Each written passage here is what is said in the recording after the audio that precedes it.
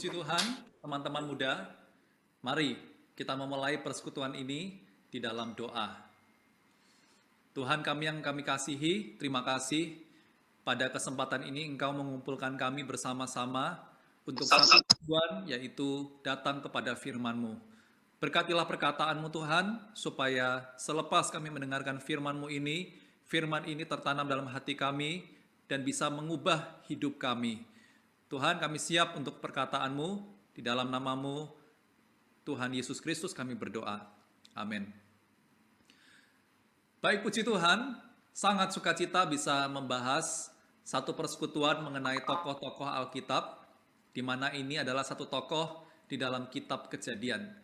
Saya tidak tahu apakah teman-teman semua familiar dengan tokoh yang akan dibahas pada kesempatan kali ini. Ya, kita akan membahas satu tokoh yang bernama Enos. Nah, mari kita coba lihat sama-sama di mana Enos ini muncul di dalam firman Tuhan. Di dalam Kejadian pasal 4, sebelum kita masuk pada Enos, ada satu potongan mengenai keturunan Kain. Nah, teman-teman, mari kita menyimak sama-sama apa yang dituliskan Alkitab di dalam catatan keturunan Kain ini. Di sana dikatakan di ayat 17, saya akan bacakan secara cepat, teman-teman boleh menyimak. Kain bersetubuh dengan istrinya dan mengandunglah perempuan itu, lalu melahirkan Henok. Kemudian Kain mendirikan suatu kota, dan dinamainya kota itu Henok, menurut nama anaknya. Bagi Henok lahirlah Irad, dan Irad itu memperanakan Mahuyael, dan Mahuyael memperanakan Metusael, dan Metusael memperanakan Lamek. Lamek mengambil istri dua orang, yang satu namanya Ada, yang lain Sila. Ada itu melahirkan Yabal, dialah yang menjadi bapa orang yang diam dalam kemah dan memelihara ternak. Nama adiknya ialah Yubal, dialah yang menjadi bapa semua orang yang memainkan kecapi dan suling. Sila juga melahirkan anak, yakni Tubal Kain, bapa semua tukang tembaga dan tukang besi. Adik perempuan Tubal Kain ialah Naamah. Ini adalah catatan mengenai keturunan Kain. Ya, nanti saya akan membahas mengapa kita perlu melihat ini dulu.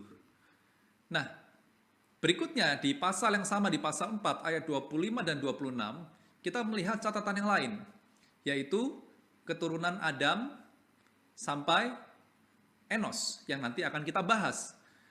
Ayat 25 mengatakan Adam bersetubuh pula dengan istrinya, lalu perempuan itu melahirkan seorang anak laki-laki dan menamainya Set. Sebab katanya, Allah telah mengaruniakan kepadaku anak yang lain sebagai ganti Habel, sebab Kain telah membunuhnya. Ini kisah minggu lalu yang kita bahas ya. 26, lahirlah seorang anak laki-laki bagi Set juga, dan anak itu dinamainya Enos. Waktu itulah orang mulai memanggil nama Tuhan. Nah, teman-teman semua, menarik sekali. Sesungguhnya catatan silsilah Adam itu dicatatkan dalam Kejadian pasal yang kelima. Tetapi Alkitab dengan khusus mencatatkan 3 generasi pertama ini, yaitu Adam, Set, dan Enos. Dan di ayat paling terakhir ada sebuah catatan yang khusus, yaitu waktu itulah. Maka di situ ada sebuah tonggak sejarah, karena di waktu itu secara khusus dicatat bahwa orang mulai memanggil nama Tuhan. Nah, apa penyebab orang mulai memanggil nama Tuhan? Kan tentu ada sebab, ada akibat. Nah, yang pertama kita perlu melihat, Enos memiliki arti. Namanya adalah rapuh, getas, mudah pecah. Nah, artinya saudara-saudari muda, setiap orang, khususnya mereka yang sudah jatuh dalam dosa, meninggalkan Allah, mereka semua adalah orang-orang yang rapuh. Ya, rapuh, kita ini rapuh sekali ya. Kadang-kadang kena angin sedikit, kita flu, ya mudah sakit dan yang lainnya. Tetapi kita akan lihat menurut sejarah ini, rapuh yang bagaimana sih? Kita akan lihat sama-sama. Ada sebuah kontras, oke? Di keturunan Kain, mereka juga pastilah orang yang rapuh. Tetapi apa yang mereka lakukan? Apa catatan yang diberikan Alkitab?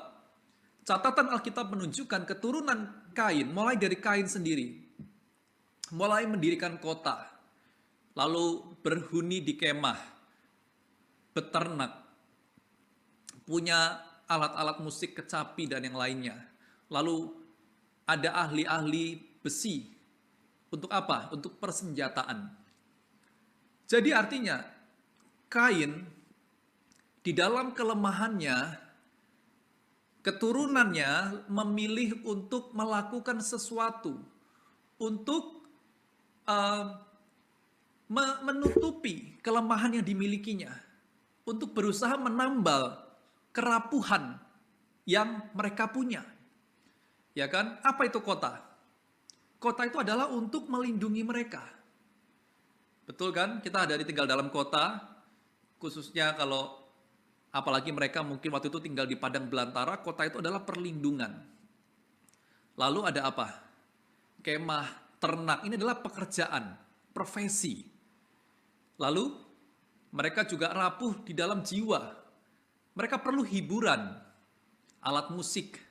Kalau sekarang mungkin Netflix, mungkin Disney, Hotstar atau apa, dan berbagai macam penyuplai jiwa, makanan for our soul katanya kan. Karena apa? Jiwa kita rapuh, gampang stres, gampang tertekan.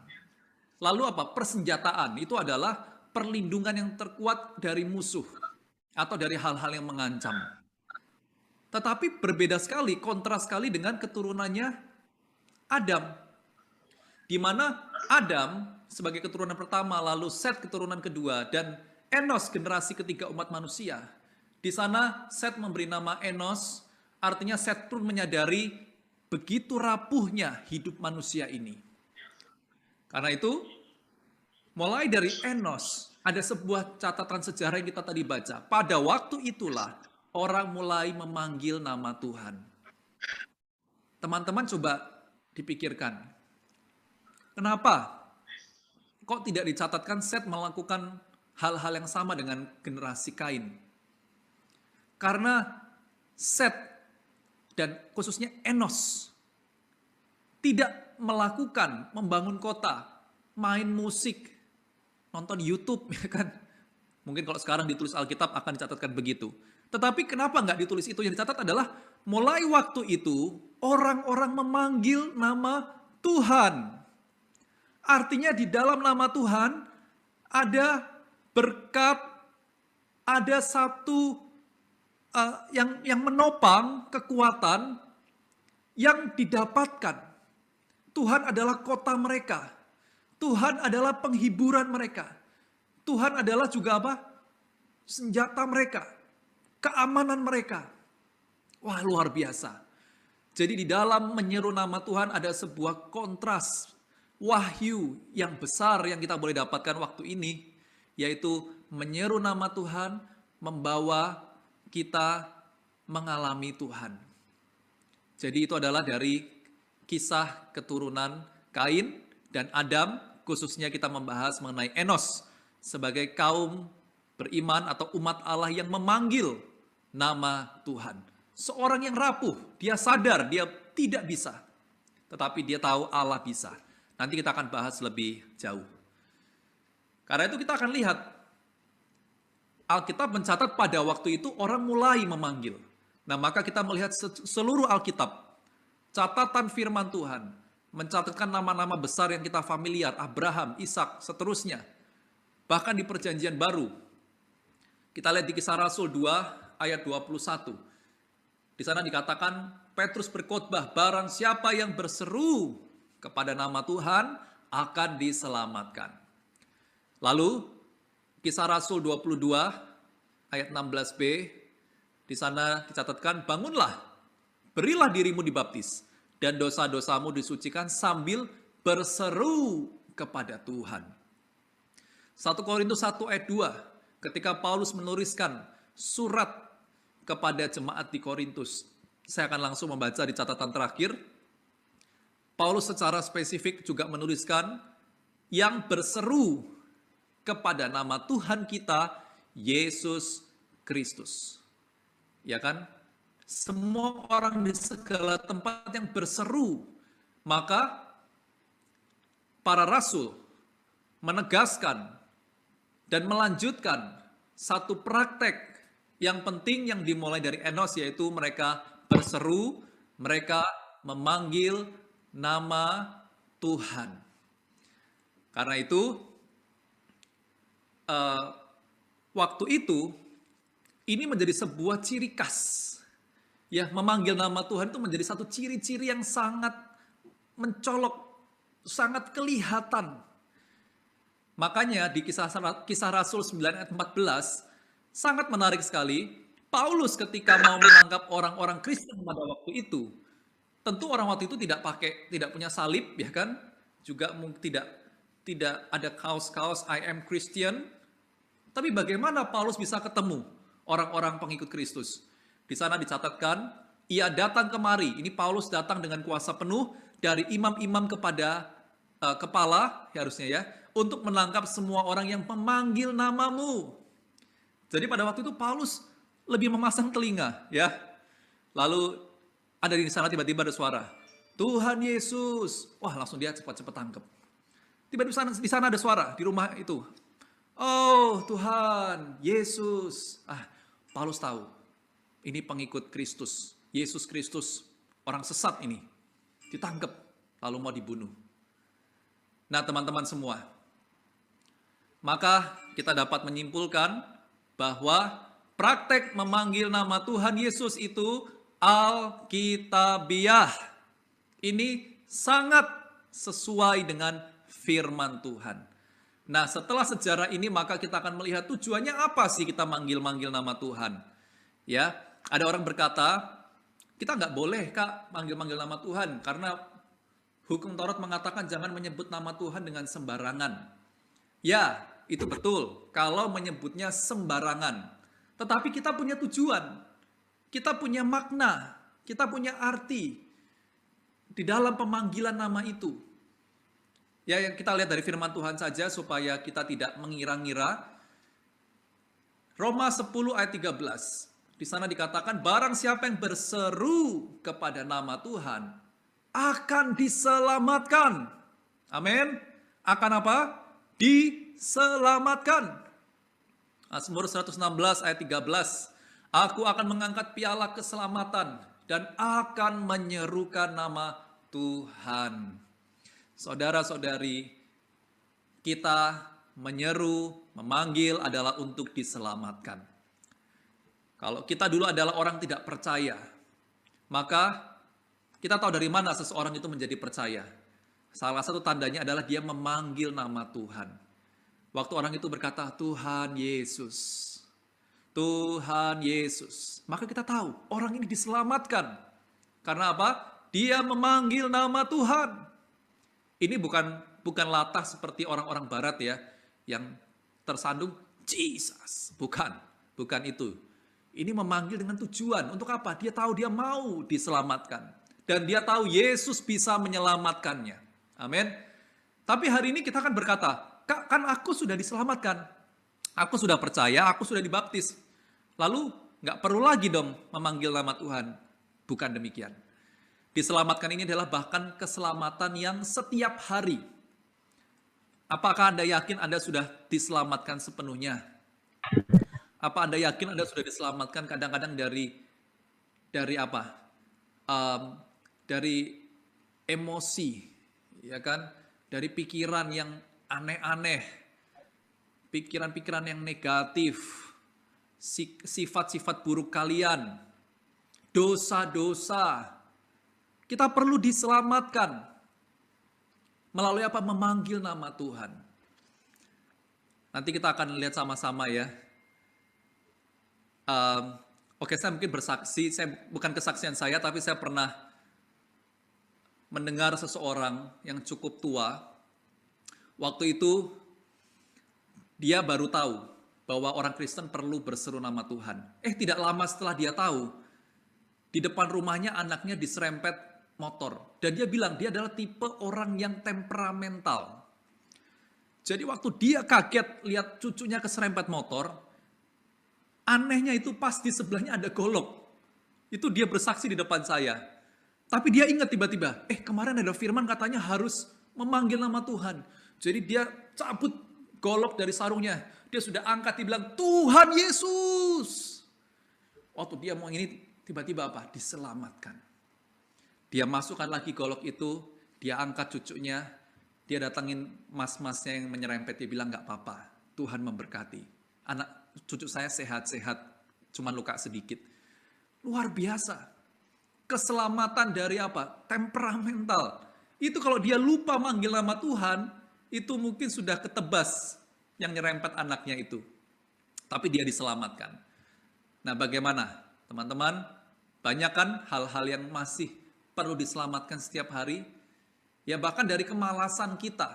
Kita juga bisa diselamatkan dari itu. Atau kita sudah terlalu lama ya main game. Teman-teman boleh coba. Banyaklah panggil nama Yesus. Anda akan diselamatkan. Oke. Yang berikutnya apa? Lepas dari kesesakan. Teman-teman boleh lihat ayat-ayat itu ya.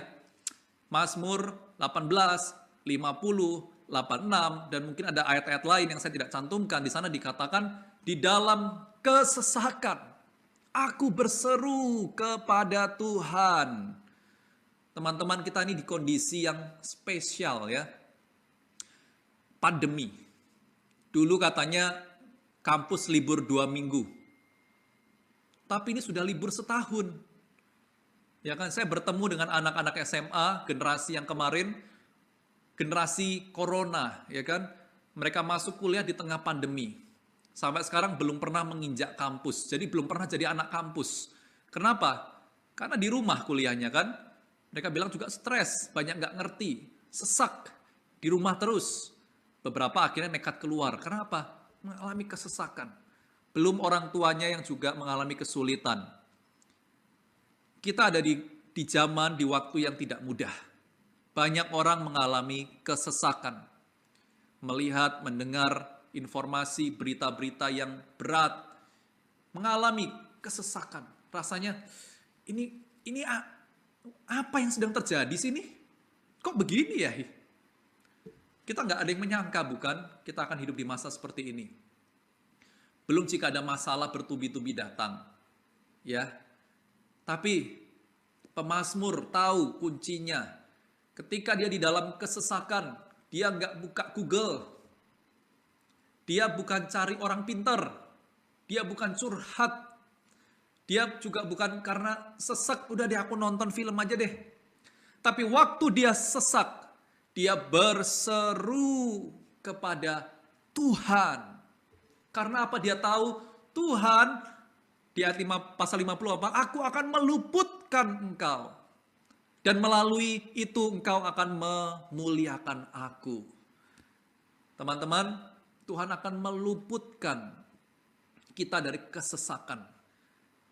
Dan saya beritahu, mungkin masalah itu sendiri masih di sana. Tetapi kesesakan itu tidak akan menimpa kita. Kita tetap bisa bersuka cita. Seperti Paulus, ketika di penjara, dia masih bisa bernyanyi, berkidung. Kenapa? Karena dia pasti memanggil Yesus, Tuhan dia. Karena itu dia, penjara tidak bisa membelenggu dia. Di dalam penjara pun sukacitanya melimpah. Ya, sama kita hari ini terbelenggu di rumah, tapi sukacita kita dalam Tuhan harus berlimpah. Karena apa? Ada keselamatan dari kesesakan. Lalu tujuan yang ketiga adalah menikmati hadirat Tuhan. Yesaya 55 ayat 6 mengatakan, carilah Tuhan selama ia berkenan ditemui, berserulah kepadanya selama ia dekat. Lalu kita mungkin berkata tadi kan, oh kak, saya lagi nggak ada masalah, hidup saya lagi baik-baik saja, nggak ada kesesakan, sedang semuanya nyaman. Tapi Yesaya mengatakan, berseru adalah supaya kita, itu adalah sebuah respon kita mencari Tuhan. Kita berseru supaya kita dekat, ada hadirat Tuhan. Saya sudah menjadi ayah dari 2 anak ya. Waktu anak-anak saya bayi, waktu pertama kali akhirnya mereka bisa ngomong pa gitu aja ya. Itu seneng sekali ya. Saya sempat sama istri saya di anak kedua itu nggak jelas antara pa atau mah gitu. Pokoknya cuma ada A-nya aja. Kita sampai rebutan. Oh ini papa nih, ini pasti ngomong papa nih. Istri saya ngomong, oh mama. Ya kan? Karena kita ingin dipanggil. Kita merasa dekat. Satu kali, anak saya sudah bisa ngomong ya, udah bisa manggil Papa Eftah. Ya, nama saya Yeftah, Papa Eftah. Nah, jadi saya makin senang. Wow, aku dipanggil. Rasanya dekat sekali. Ya kan? Karena itu, bagaimana dengan hubungan kita dengan Bapa di surga, dengan Tuhan kita? Bukan masalah kita ada masalah baru cari dia. Tetapi adakah kita mencari dia karena kita ingin dekat dengan dia? Ya, kita gampang kalau menulis status di sosial media mengenai kita cinta Tuhan, kita mengasihi Tuhan, ya kan? Tapi ada nggak di dalam realitas hidup kita mencari Tuhan melalui memanggil namanya? Ya, nanti kita nanti akan lihat bagaimana kita memanggil namanya. Bagaimana cara yang tepat. Ya, jadi teman-teman, salah satu tanda Anda benar-benar merindukan Tuhan adalah Anda pasti memanggil, menyerukan namanya. Bahkan, bukan hanya itu. Yang makin luar biasa adalah Roma 10:12 dikatakan, Allah yang satu itu adalah Tuhan dari semua orang, dan dia kaya. Bagi siapa? Bukan bagi semuanya lagi, tapi bagi semua orang yang berseru kepadanya. Dia apa? Kaya. Bagi semua orang yang berseru kepadanya. Kita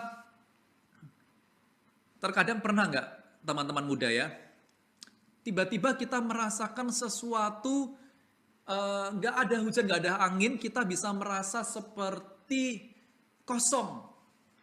Ya, kita merasa melakukan, coba main game, tidak ada rasa puas. Coba nonton drama Korea, tidak ada rasa puas. Oh deh, baca berita deh, nggak puas juga. Ya sudah, kerjain tugas, masih nggak puas juga. Kenapa ada rasa kosong? Karena kita miskin akan Allah. Jadi waktu rasa hampa itu menghampiri kita harus tahu, kita mulai miskin. Maka apa yang harus kita lakukan? Berserulah. Itu harus menjadi sebuah alarm pengingat bahwa Anda perlu Kristus. Seperti kalau perut mulai bunyi, kruk, kruk, kruk. Itu alarm Anda perlu memakan kekayaan dari masakan mama Anda. Ya kan? Oh, makan yang banyak supaya apa? Penuh. Pertanyaannya, Anda kaya atau miskin?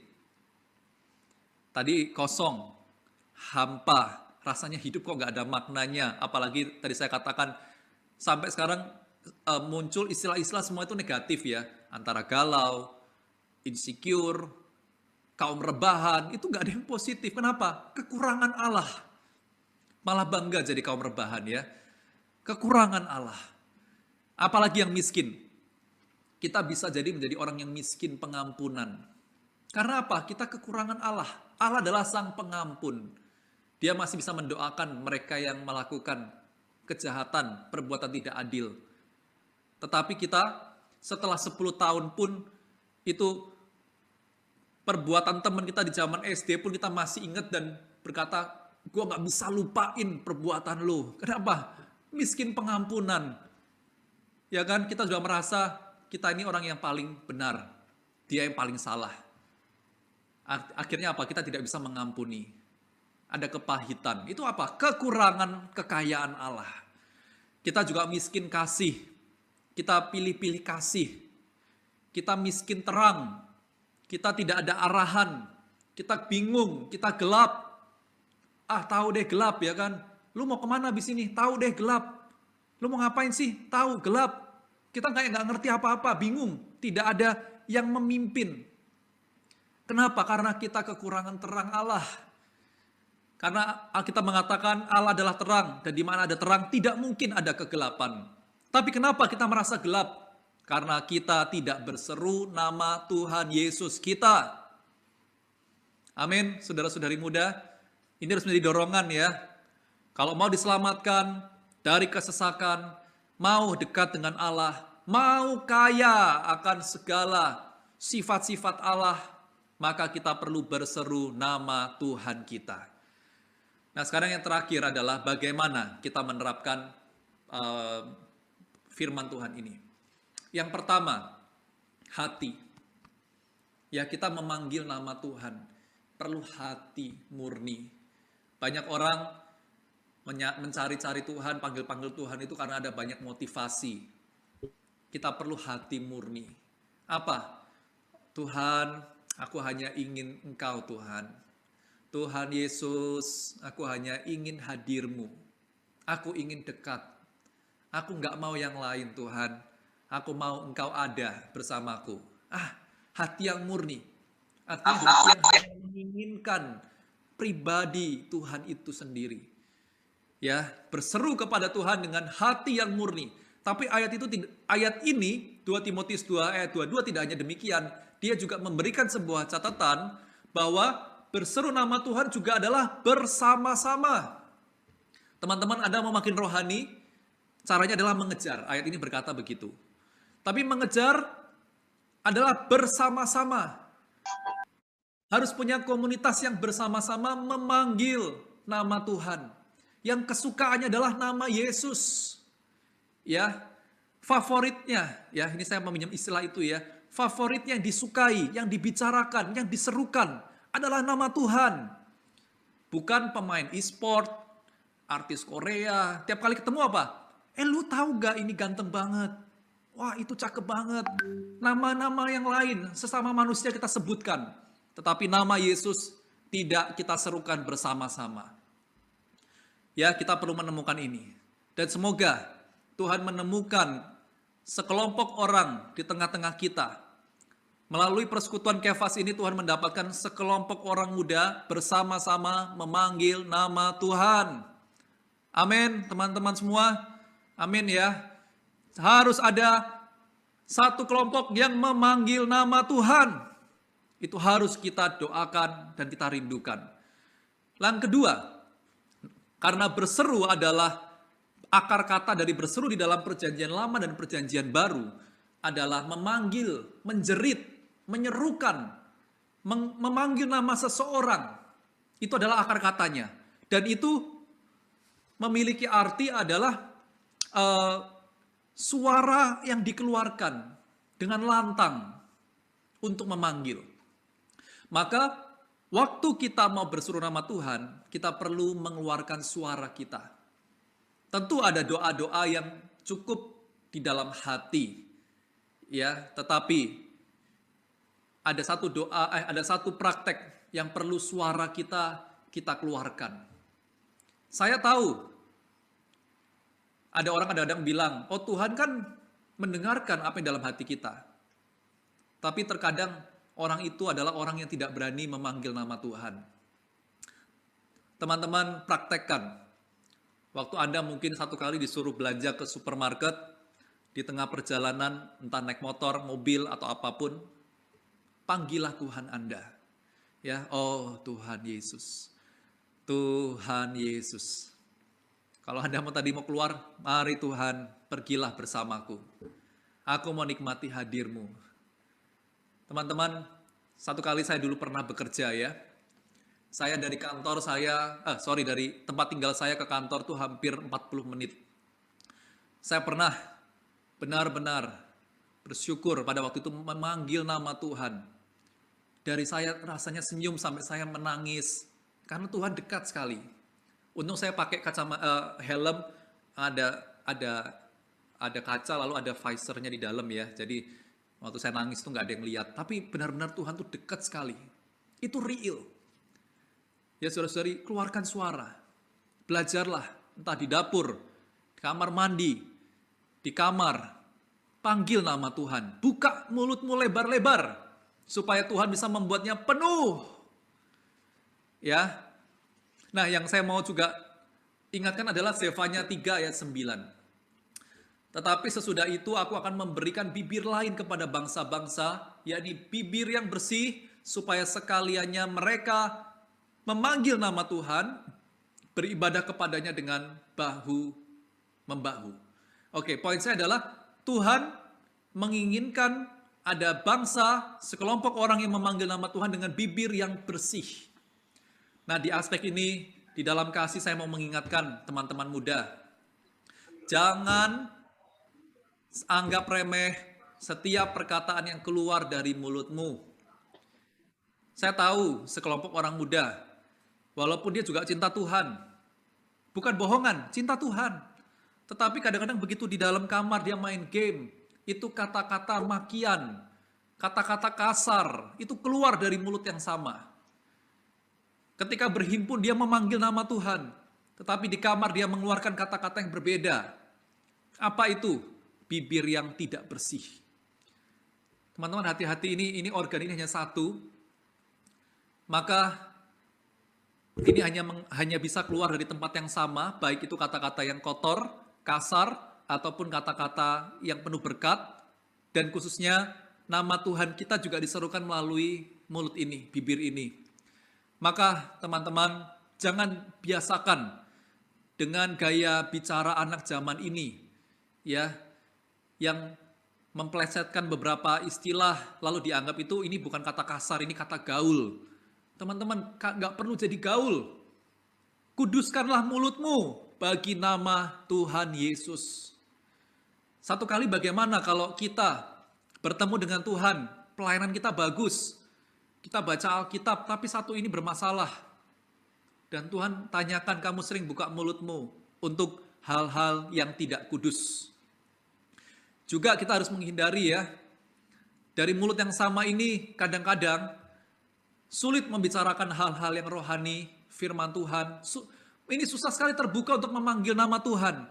Tetapi kalau ngegibah, gosip, jelekin orang, ngata-ngatain orang, wah lancar. Ya kan? S3 komunikasi langsung di situ. Kenapa? Tidak melihat berharganya nama Tuhan dan bibir bersih yang sudah diberikan kepada kita. Teman-teman muda mau berubah? Mau ya? Yuk kita sama-sama katakan, Tuhan, aku persembahkan mulutku untuk namamu. Ya, 2, 3, Tuhan, aku persembahkan mulutku untuk namamu. Amin. Tuhan akan sangat sukacita karena sebentar lagi akan banyak mulut memanggil, mencari namanya. Dan yang terakhir, simpel sekali, ini tidak akan lulus.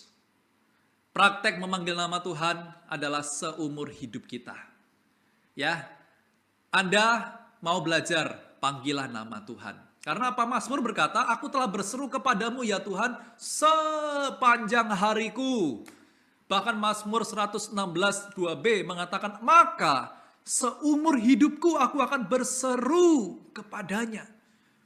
Teman-teman, kalau pemazmur tidak melihat betapa penting, berharga nama Yesus, nama Tuhannya, mana mau dia berseru sepanjang umurnya.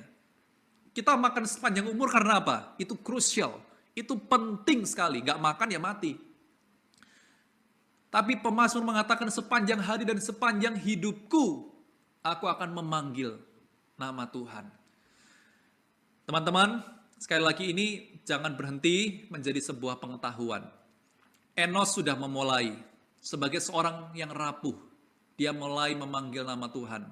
Sepanjang zaman, perjanjian lama, perjanjian baru, semua juga memanggil nama Tuhan. Pertanyaannya bagaimana dengan Anda? Kalau Anda mau, mari kita mulai membuka mulut setiap hari. Berlatih memanggil nama Tuhan. Anda sedang sukacita, panggil nama Tuhan. Anda dalam kesesakan, panggil nama Tuhan. Dia di sana. Mari untuk menutup persekutuan ini, saya akan mengajak teman-teman boleh mengikuti saya. Kita memanggil nama Tuhan beberapa kali. Setelah itu saya akan menutup persekutuan ini di dalam doa. Tuhan Yesus, oh Tuhan Yesus, Tuhan Yesus, Tuhan Yesus, kami mengasihi-Mu Tuhan. Tuhan, terima kasih buat nama-Mu Tuhan. Tuhan, terima kasih firman-Mu telah selesai dibicarakan. Tetapi bawalah setiap kami yang mendengarkan firman ini, boleh menjadi para Tuhan penyeru, orang-orang yang memanggil nama Tuhan.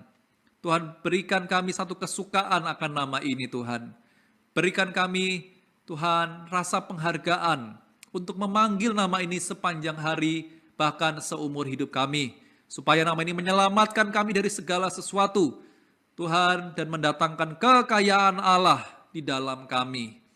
Tuhan Yesus, kiranya Tuhan memberkati latihan kami, supaya setiap hari nama ini boleh kami serukan dalam hidup kami. Terima kasih Tuhan, kami berdoa dan mengucap syukur di dalam nama-Mu. Amin.